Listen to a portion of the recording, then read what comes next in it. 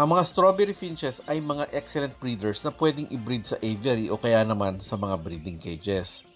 However, sinasabing mas madali silang i-breed kapag nasa aviary.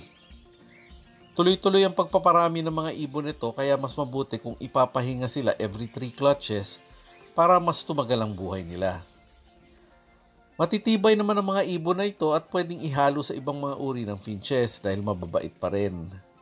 Ngunit may tendency rin sila maging aggressive sa ibang mga ibon kapag breeding season na o summertime. Kung maglalagay kayo ng mga strawberry finches sa colony, siguraduhin na pareho ang dami ng lalaki at babae para hindi sila mag-aaway sa pagpapares.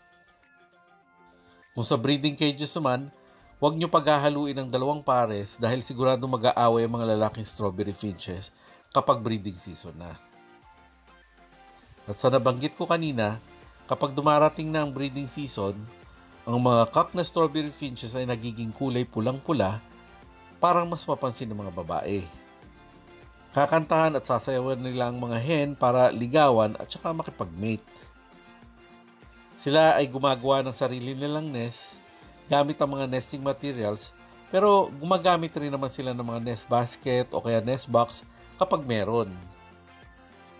Nangingitlog ang hen ng mga 5 hanggang 8 puting itlog sa isang clutch na salita namang lilimliman ng parents sa loob ng 13 days bago ito mapisa.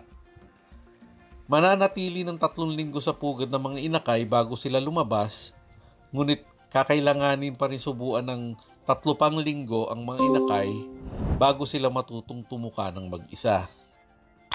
Ang mga juvenile ay kakulay ng mga hen, ngunit wala pang pulang rump at spots sa katawan. Magiging sexually matured yung mga yan pagtungtong naman ng 8 buwan.